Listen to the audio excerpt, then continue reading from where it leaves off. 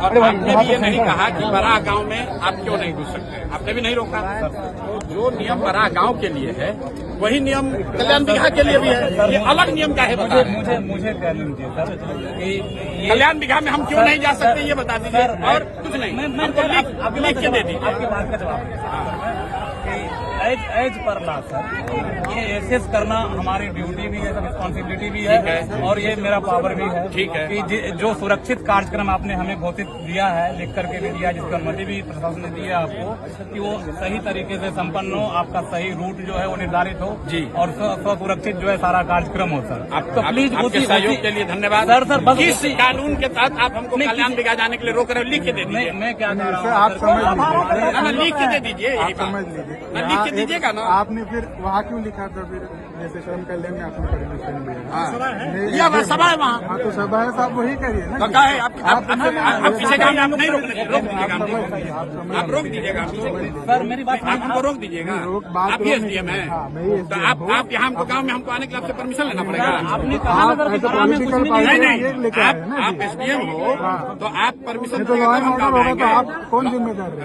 अरे आप law and order के यहाँ पुरोधा बन रहे हैं, हम पिछले गांव में गए थे, लॉ एंड ऑर्डर नहीं हुआ, तो उसका भी आपने सूचना नहीं दिया, दिया। आ ही रहे थे, आप कहाँ नहीं पकड़े, वहाँ क्यों नहीं रोके? आपके जिला अध्यक्ष से अरे सुनिए, ये सुनिए नहीं, रुकिए, बताइए अभी आपको ज्यादा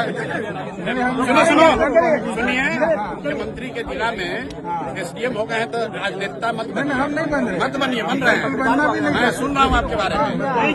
आप किस अधिकार के तहत हमको किसी गांव में जाने के लिए रोकना है वो लिख के दे दीजिए, लिख के दीजिए, आपका परमिशन लिख के दीजिए। राष्ट्रपति शासन है क्या? गाँव में जाने के लिए परमिशन, गाँव में जाने के लिए गाँव में नहीं जा सकते हैं, आप मालिक हो, दिखाइए कंप्लेन। अरे भाई पूछ लीजिए, नहीं दिखाइए कंप्लेन,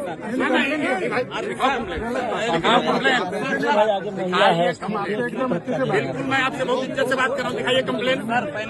नहीं, अगर किसी गाँव वाले ने, देखिए मैं इतने देर से रुकनान से बात कर रहा हूँ, ये सुनो, रुकिए, माइक हटो। अफसर होने का रुआब दिखाने का आदत आप लोग को लग गया है, समझे ना, और आपसे कम पढ़े लिखे और अफसर नहीं है हम रोज पूरा बिहार में घूम रहे हैं, आपसे पूछ कर नहीं घूमेंगे। अरे आप अभी आपको इतना नहीं पावर सरकार ने संविधान ने दिया, क्या आप रोक दीजिएगा?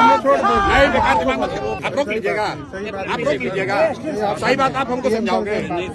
डीएम साहब से बात करो, प्लीज, अगर आपको उलझना है, नहीं सर, क्यों उलझना चाहते हो आप? इससे बचाना आपका भी काम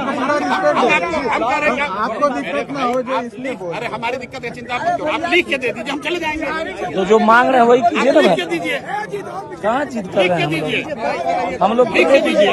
तो कर रहे हैं, अकेले भी हम चल जाएंगे।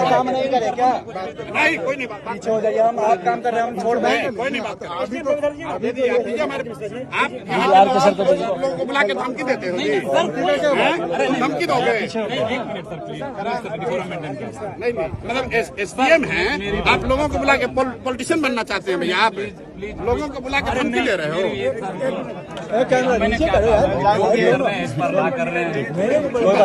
लॉ ब्रेक करने वाले लोग नहीं है, अरे मेरे भाई हम लोग लॉ ब्रेक करने वाले लोग नहीं है।